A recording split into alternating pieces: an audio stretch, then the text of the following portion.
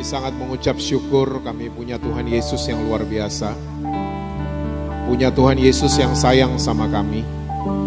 Tuhan Yesus yang menerima kami apa adanya. Bahkan mau mati buat setiap kami.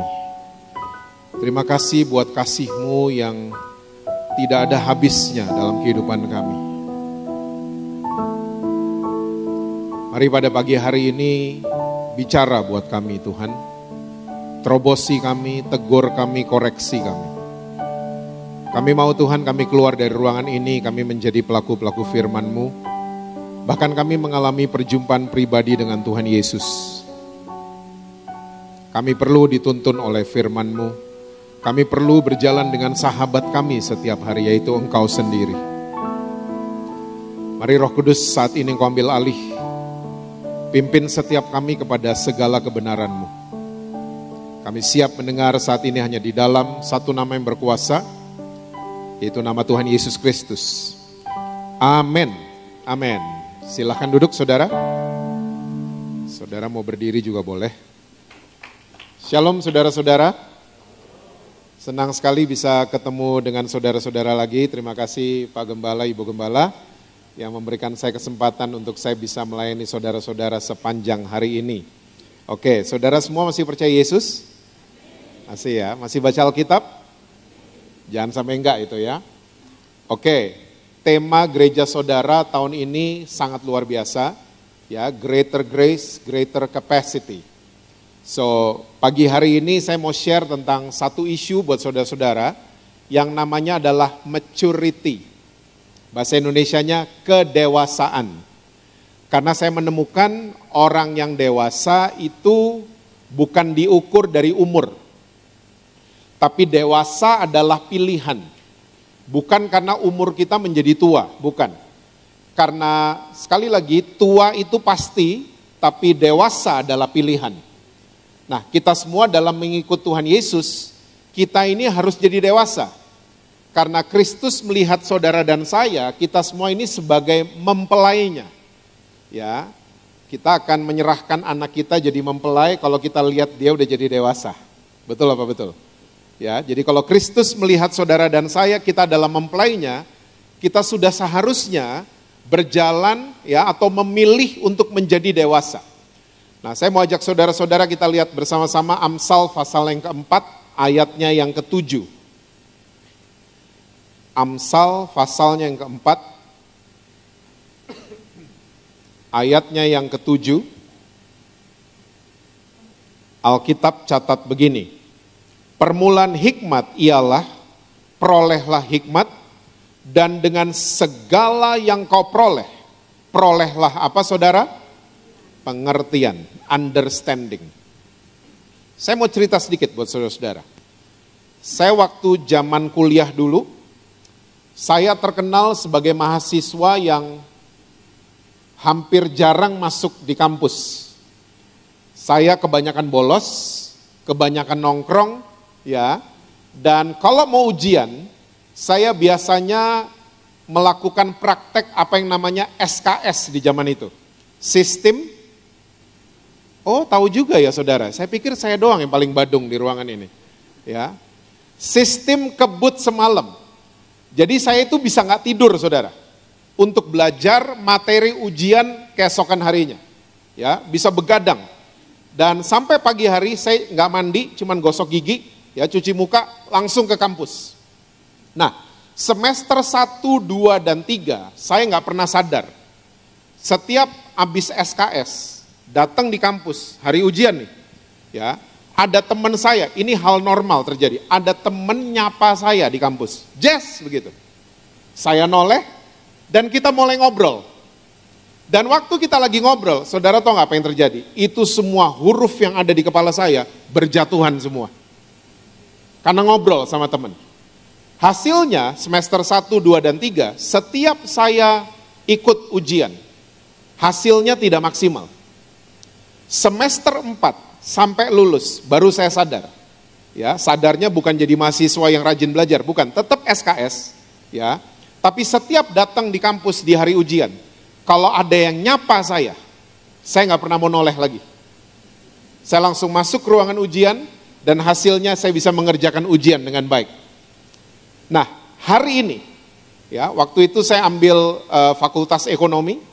Hari ini kalau saya ditanya, Jess, masih tahu nggak materi-materi kuliah zaman itu yang kamu ambil? Tahu keuangan negara, tahu, ya, tata negara, ekonomi makro, ekonomi mikro, matematika bisnis, masih tahu semua. Tapi kalau ditanya, masih ngerti nggak? Enggak. Saya cuman tahu saja, tapi nggak pernah ngerti. Firman Tuhan ingin mengajarkan kita semua, termasuk saya.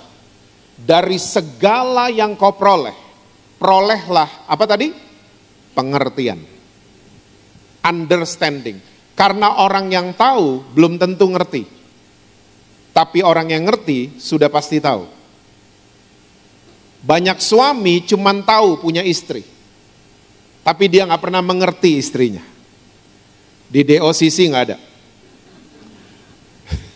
Banyak istri cuman tahu punya suami, tapi dia gak pernah mengerti suaminya. Banyak orang tua hari ini cuman tahu bikin anak, tapi kita gak pernah mengerti anak-anak kita. Kita gak pernah mengerti cucu-cucu kita. Banyak orang tua suka datang ke saya di Jakarta, Pak, ngomong sama anak saya dong Pak. Gak pernah mau ke gereja, gak pernah mau baca Alkitab. Saya bilang gini sama orang tuanya, justru yang saya mau bicara bukan ke anak bapak ibu, tapi ke orang tuanya yang saya mau ngomong. Bukan ke anaknya. Kita hari ini nyalain, kita memframing, ya, anak-anak kita katanya generasi strawberry. Saya sih nggak terima. Mudah-mudahan DOCC juga nggak terima. Kenapa mereka disebut strawberry? Karena katanya strawberry itu bagus, tapi kalau dipencet, penyok, jatuh, hancur. Dan kita memperkatakan iman kalau anak-anak kita tuh strawberry. Saya sih nggak mau. Anak-anak kita adalah anak-anak yang luar biasa, cinta Tuhan dan punya masa depan yang luar biasa. Bukan strawberry. Dan kalaupun mereka jadi strawberry, yang patut dipertanyakan bukan mereka, tapi siapa? Pola asuhnya. Orang tuanya yang mesti diajak ngobrol. Seringkali kita cuma tahu saja. Tapi kita nggak punya understanding, kita nggak punya pengertian sama sekali. Saya mau ajak saudara-saudara, para orang tua, find connection before correction. Temukan koneksi sebelum koreksi. Kita seringkali kalau lihat anak-anak maunya koreksi aja. Ya, kenapa celana kau kayak begitu? Hah? Kenapa begini? Kenapa begitu? Saya ini ngelihat dan dengar di dalam gereja. Bukan di DOCC, bukan. Ada anak cuma nanya sama orang tuanya. Pa, Ma, Lady Gaga tuh siapa? Setan, jangan didengar, setan. Saya sampai dalam hati, aduh, kok gini ya orang tua zaman sekarang? Kalau nggak tahu Lady Gaga tuh siapa, jawab dong ke anak-anak yang benar, bukan setan jawabannya. Wah, papa mama nggak tahu, tapi papa mama bisa Google nanti Lady Gaga. Nanti kita bahas sama-sama ya, Lady Gaga itu siapa. Temukan koneksi sebelum koreksi. Mengertilah anak-anak kita. Ya, cari pengertian tentang mereka. Tentang karakter generasi mereka. Cari pengertian baik-baik. Jangan cuma tahu aja kita punya anak. Nah, saya mau ajak saudara, kita karena waktu, kita lompat ke Ibrani pasal yang kelima. Ibrani pasal yang kelima, ayat yang ke-12 dulu. Itu judul perikopnya agak ngeri ya saudara, peringatan supaya jangan murtad. Kita orang Kristen kalau dengar kata murtad, apa yang mendarat di kepala kita? Orang pindah agama, orang pindah kepercayaan.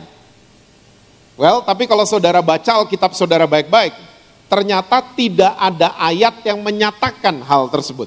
Betul apa betul? Coba cari di Alkitab. Murtad adalah orang yang pindah agama. Gak ada sama sekali. Tapi pengertian murtad, kata murtad itu cuma beberapa ada di Alkitab saudara dan saya. Salah satunya ada di Ibrani 5 dan Ibrani pasal yang ke-6.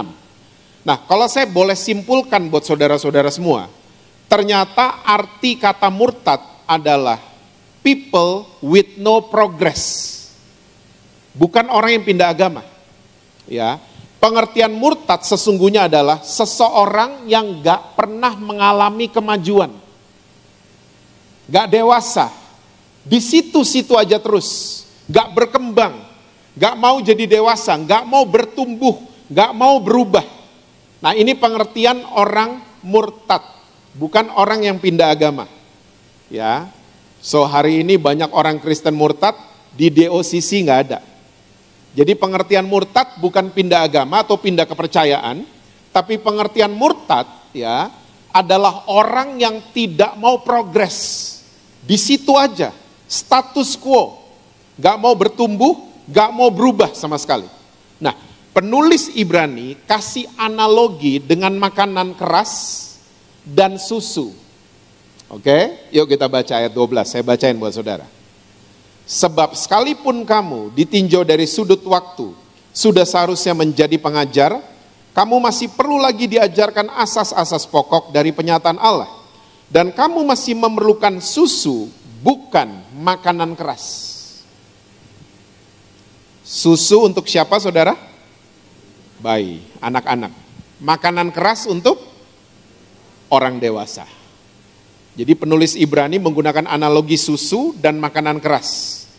Susu, kalau bahasanya Jesse Lantang, ini adalah orang-orang yang mau tahu beres. Ya, mentalnya mental dicekokin sama Pastor Rudy. Ya, nggak mau ngunyah sendiri, maunya tunggu aja hari Minggu. Ada masalah mana anak, tunggu aja nanti hari Minggu. Nggak pernah mau coba mengunyah. Gak pernah mencoba untuk digesting. Akhirnya banyak mentalitas orang Kristen, mentalitas susu. Maunya tahu beres, maunya cuma dicekokin. Ya, gak pernah berusaha untuk mengunyah makanan keras. Saya punya sahabat, agak-agak ribet nih sahabat saya. Dia ini orang Iran, tapi mamanya orang Bulgaria, dia gede di Prancis. Nah, ribet kan? Ya. Jadi ada beberapa kultur ada di dalam kehidupannya. Nah, kita ini 1 tahun sekali pasti ketemu karena dia tinggalnya sekarang udah di Washington. Setahun sekali kita ketemu di Pulau Bali, nggak jauh dari Kupang. Ya. Nah, setiap ketemu, waktu terakhir kita ketemu nih 2024 kalau nggak salah. Setelah pandemi kita cuma bisa Zoom, cuma bisa video call, akhirnya kita ketemu ya di Bali, peluk-pelukan. Dan saudara mesti tahu, kita berdua kalau ketemu di Bali, kita punya makanan favorit. Ya, di restoran namanya The Hub di Jalan Bypass Sanur, ya. Nama menu yang favorit kita berdua adalah babi kecap. Yang Balinese ya. Karena ada 2 di situ, ada Chinese babi kecap, Balinese babi kecap. Ya, catat. The Hub di Sanur. Ya. Nah, waktu kita pelukan, dia langsung tanya itu restoran masih ada nggak gitu? Oh masih gitu. Babi kecapnya masih ada, masih. Let's go katanya. Saya udah kangen banget. Kita ke sana. Ya, 2 babi kecap, datang makanan kita. Ini digedein di mantan ibu kota Indonesia. Ya, sahabat saya digedein di Paris, Prancis. Kita makan. Saya nggak sampai 8-9 menit makanan saya habis. Saya noleh ke sahabat saya, dia baru 2 hap. Saya tanya, rasanya beda? Oh enggak, sama kok, enak banget. Ya, kamu soalnya kelihatan nggak suka. Mosok kamu lupa, dia bilang gitu. Kamu kan digedein di Indonesia, saya digedein di Prancis. Orang Indonesia itu diajarin mengunyah 32 kali. Prancis 72 kali. Jadi kalau nanti saudara ke Prancis, amin saudara, berangkatlah yang ngomong amin. Ya, yang amin kedua telat. Semua berangkat ya. Kalau saudara ke Prancis, kalau udah jam makan malam, dan restorannya penuh, ya, udah nggak boleh masuk, langsung di close. Prancis kayak gitu, karena makannya pada lama. Beda sama Indonesia kan? Ya, Indonesia restoran penuh, kita tetap masuk. Kita berdiri di customer yang lagi makan, di mejanya tuh kita berdiri sebelahnya. Kita kode-kode sama waiternya, udah mau selesai, udah mau selesai. Hah? Kita Indonesia, hidup Indonesia. Nggak ada duanya Indonesia emang. Nah Prancis nggak bisa, karena mereka makannya pada lama. Ya, jadi dia bilang, dan ini bagus buat kita. Buat apanya saya tanya? Iya, kita diajarin untuk ngunyah 72 kali, karena waktu kita mengunyah, itu enzim di dalam mulut kita akan bercampur dengan makanan, dan waktu dia turun ke pencernaan, dia jadi gizi yang bagus. Nah kita Indonesia, diajarin 32 kali. Saya mau tanya, emang ada yang ngunyah 32 kali? Hah? Kita 5 kali sotelan kan? Hah? Apalagi kalau Indomie, kita udah gak kunyah kadang-kadang. Seruput langsung masuk ke dalam.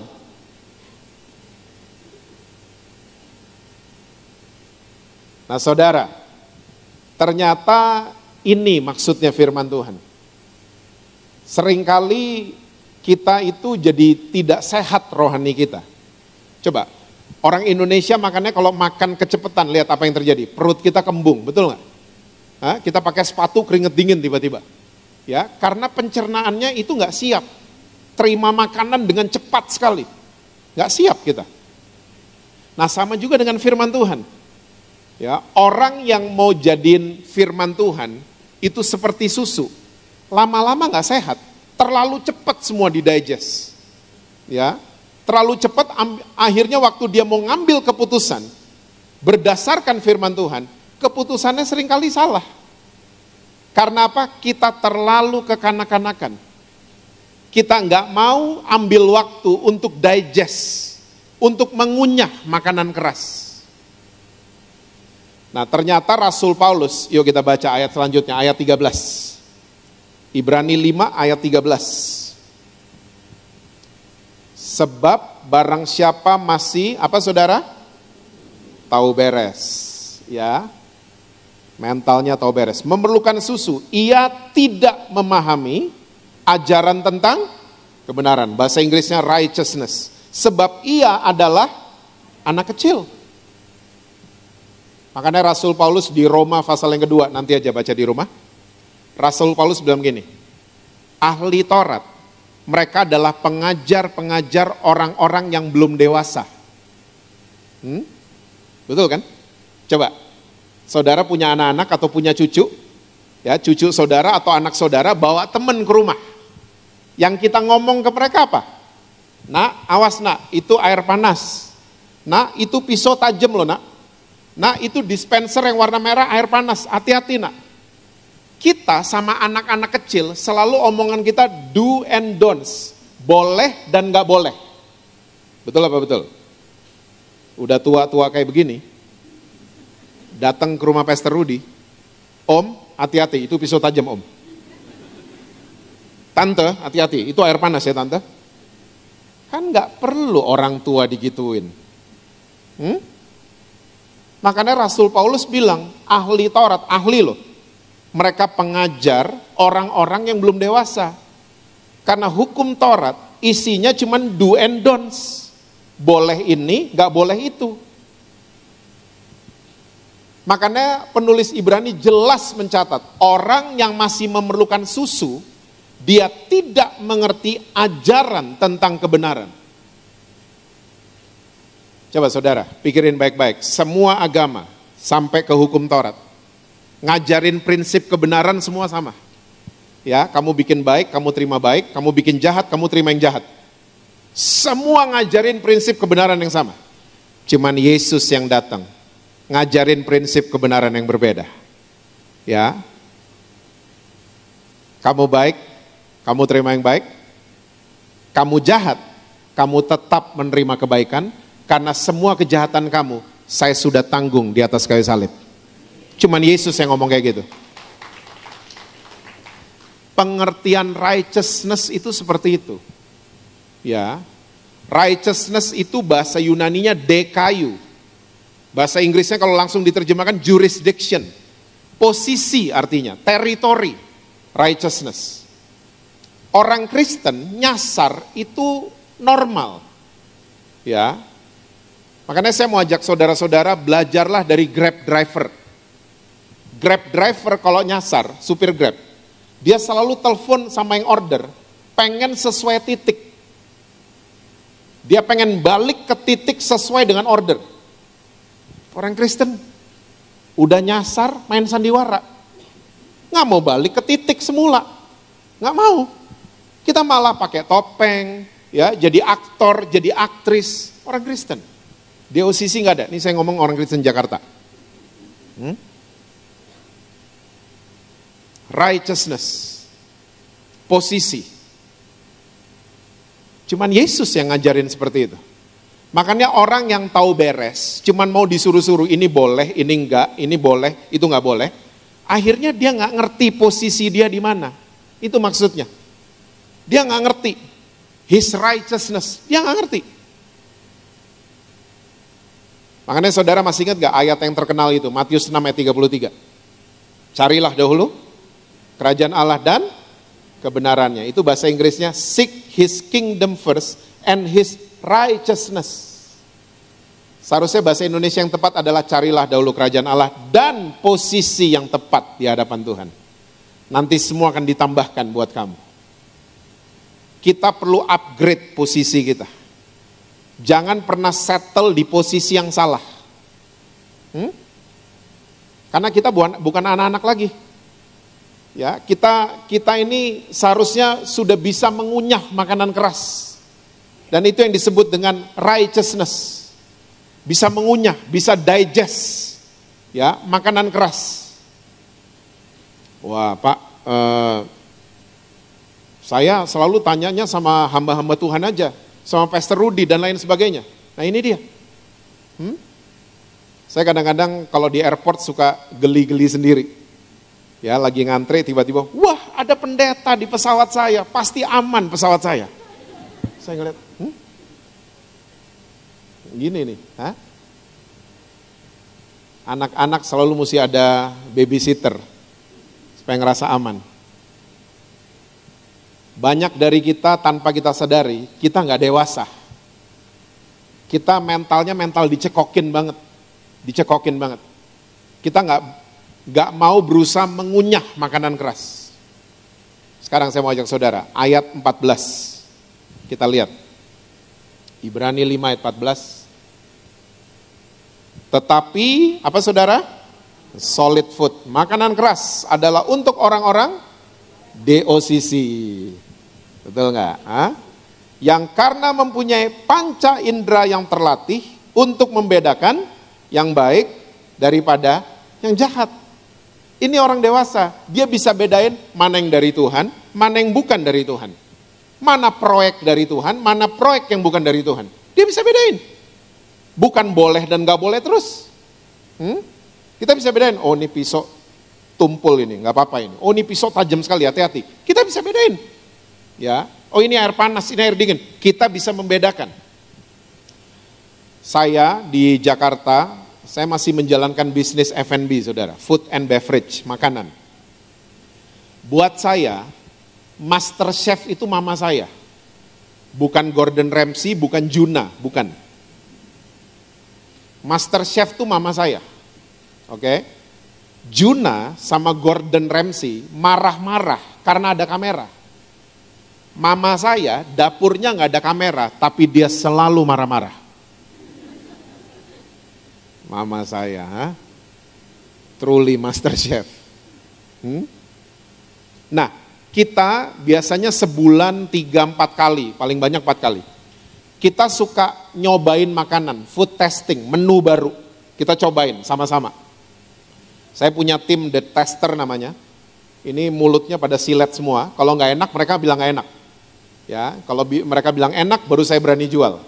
Nah, mama saya selalu ikut. Kalau ada food testing, nyobain makanan, dia selalu ikut. Dia nyobain nggak 1 piring, saudara, enggak. Dia nyobain cuma 1 sendok. 1 sendok.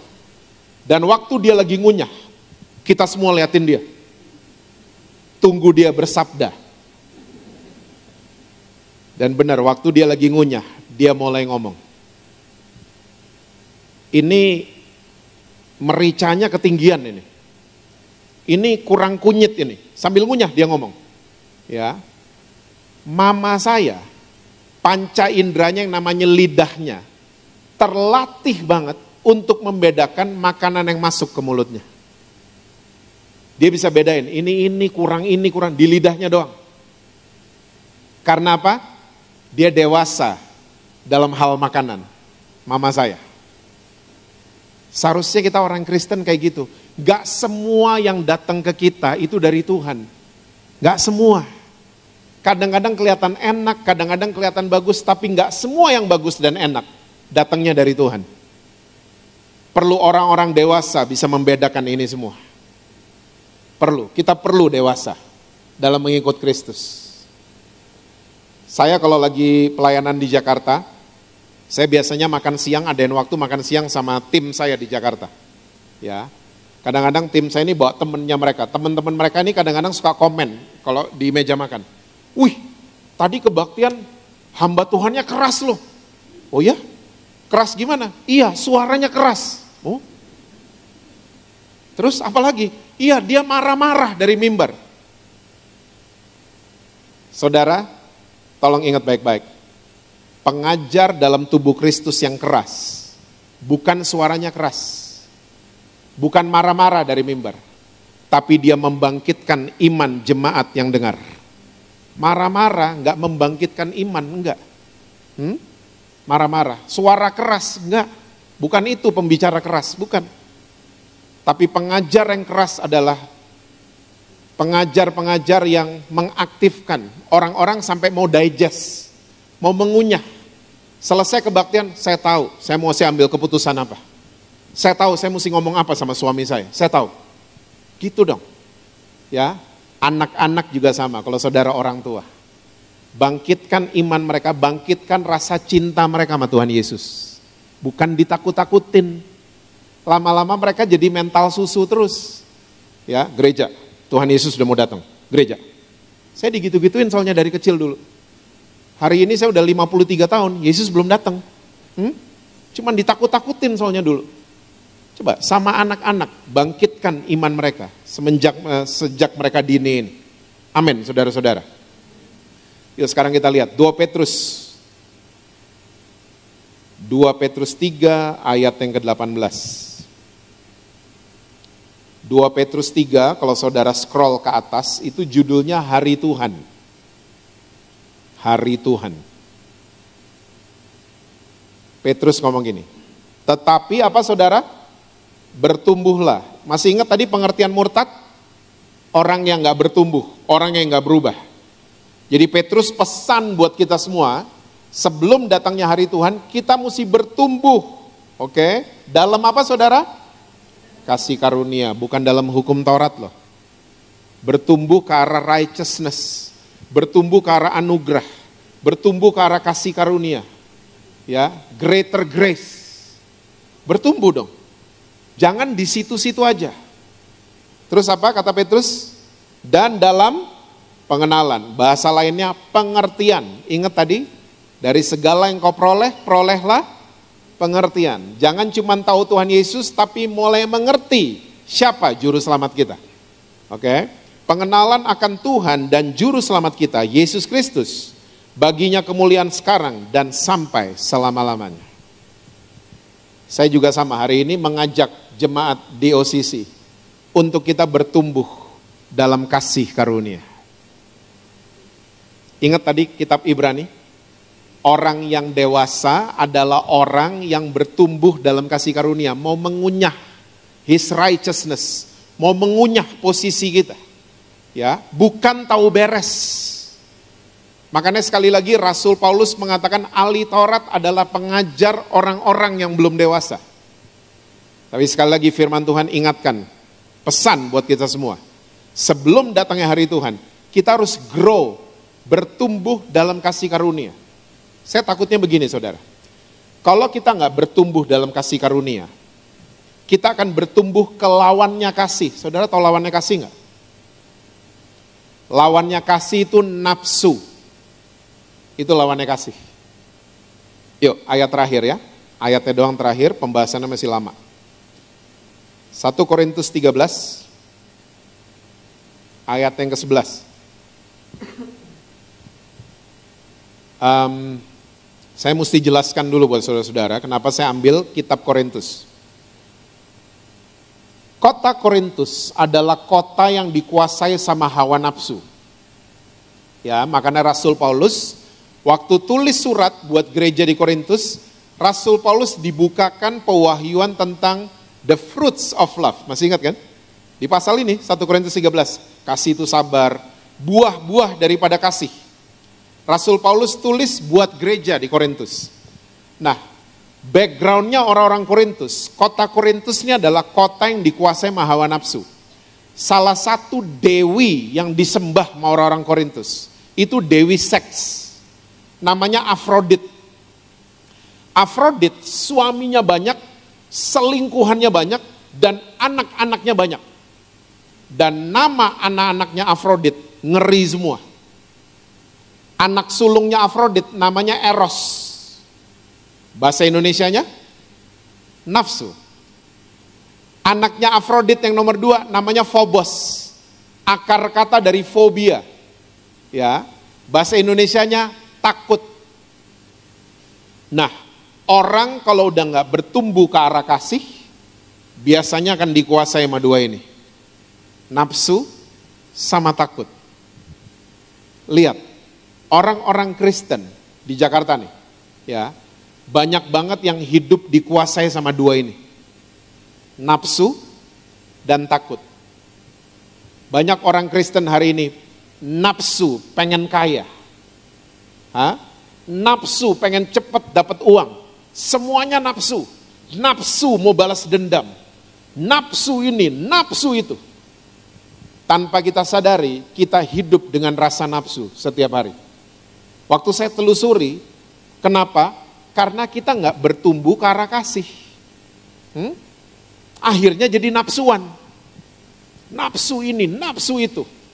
Lihat barang nggak bisa tahan diri. Ya, lihat ada barang baru nggak bisa tahan tabungan. Nafsuan kita. Ditambah dengan pengaruh sosial media. Kita kayaknya harus makan di sana, harus punya barang ini, harus pergi ke sana, dan seterusnya. Makanya banyak orang sekarang penyakitnya sama. Tahu nggak apa? Asam lambung. Karena apa? Tanpa kita sadari, ini informasi masuk semua kan, tempat ini, tempat itu.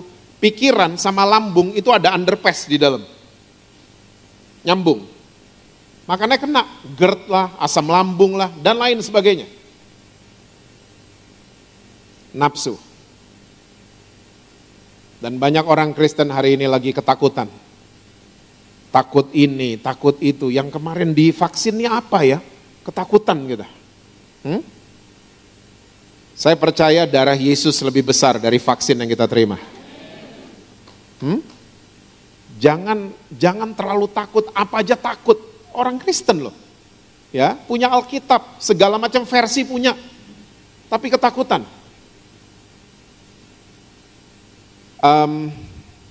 Saya kalau lagi naik pesawat, saya suka lucu kalau lihat orang yang kalungnya salib, terus ketakutan. Tahu nggak lagi pas apa biasanya? Turbulence. Saya punya kenalan cukup banyak pilot. Teman sepeda saya pilot. Teman olahraga saya banyak yang pilot. Bahkan salah satu tamu saya di podcast saya yang baru tayang itu pilot 3 presiden Indonesia. Ya, jadi saya suka ngobrol sama pilot. Ya. Nah, pilot kalau ngobrol sama saya, dia selalu bilang, turbulence itu bagian dari penerbangan dan itu normal. Normal, nggak perlu takut. Pesawat itu didesain ya dengan canggihnya untuk bisa lewatin turbulence. Jadi nggak perlu takut. Yang ngomong pilot loh. Jadi bayangin nggak kalau Yesus pilot kehidupan kita ngomong, jangan takut. Seharusnya kita dengar kan? Ini pilot yang ngomong langsung kayaknya tenang kayaknya, karena pilot yang ngomong. Ya, dia yang nerbangin pesawat. Tapi ya gitulah, kalau udah naik pesawat, ya, lagi goncangan, orang Kristen suka bikin malu. Goncang, kalung salibnya dipegang. Aduh. Kenapa tuh orang? Saya lupa penerbangan kemana. Goncangannya cukup keras, saudara. Karena terjadi perbedaan tekanan udara. Goncangannya cukup keras. Itu satu pesawat teriaknya udah aneh-aneh. Ya, Allahu Akbar gitu. Darah Yesus. Oh ini dia nih ya. Kalau ada apa-apa saya mau komsel sama dia nih. Saya udah tandain kursinya. Tiba-tiba yang paling belakang teriaknya kencang banget. Setan gitu. Teriak paling belakang. Setan lo dipanggil. Iya, kita selalu lihat aslinya orang kalau ada tekanan ya. Iya. Di udara kelihatan. Nah, banyak orang ketakutan hari ini. Saya mau katakan buat saudara, takut harus dihadapi. Bahaya yang mesti dihindari. Setuju? Kalau udah bahaya, udah jelas ada bahaya, dihindari. Tapi takut, karena firman Tuhan jelas katakan, takut itu dari iblis. Takut itu dari iblis. Iblis selalu menteror saudara dan saya supaya kita takut. Ya, makanya takut mesti dihadapi, bahaya mesti dihindari. Kalau udah jelas ada ular kobra depan saudara, nggak usah dideketin. Kamu lucu amat, sini. Itu namanya blow on. Mantan ngajakin ngopi, itu bahaya kan? Hindarin. Hah? Kita malah didateng-datengin yang bahaya, tapi takut kita nggak mau hadapin. Kebalik kita seringkali, kebalik. Bahaya dihindari. Takut dihadapi. Karena saudara dan saya berjalan dengan Tuhan Yesus yang luar biasa. Takut dihadapin. Yuk lihat ayat 11. 1 Korintus 13 ayat yang ke-11.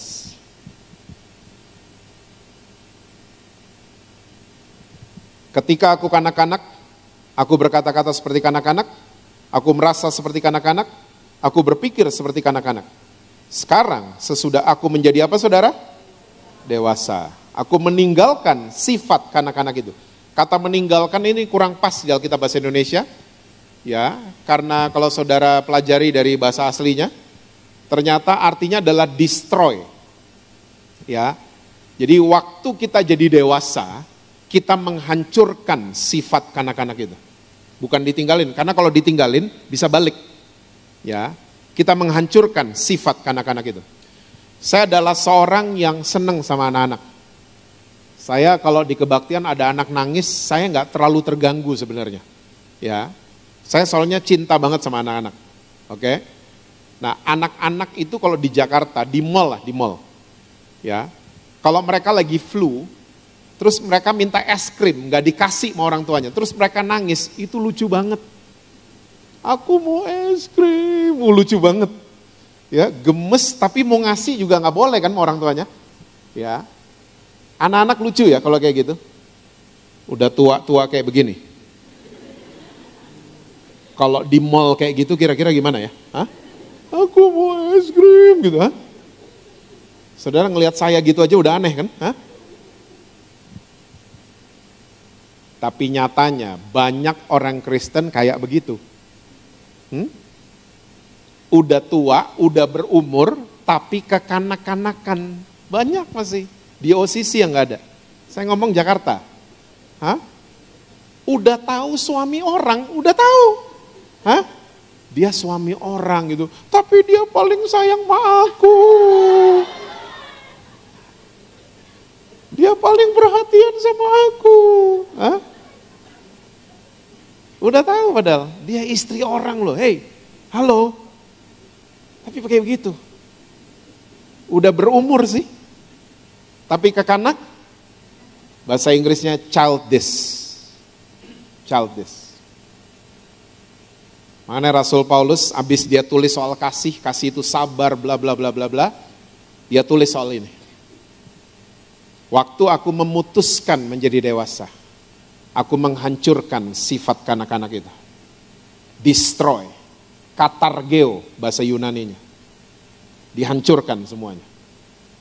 Karena dewasa sekali lagi adalah pilihan. Bukan karena umur kita jadi dewasa. Makanya ada istilah tua-tua keladi. Oh, saudara pinter loh gini-ginian. Hah?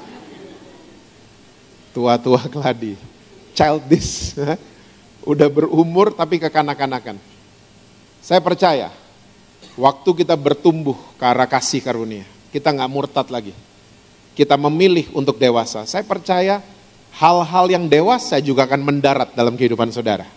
Seperti kata tema gereja saudara tahun ini, Greater Grace, kita makin mengerti kasih karunia lebih besar, ya. Saya percaya kapasitas saudara juga akan diperbesar. Ya, karena kita mengerti semua yang saya terima, semua yang saya miliki, itu semua cuman karena anugerah dari Tuhan. Amin, saudara-saudara.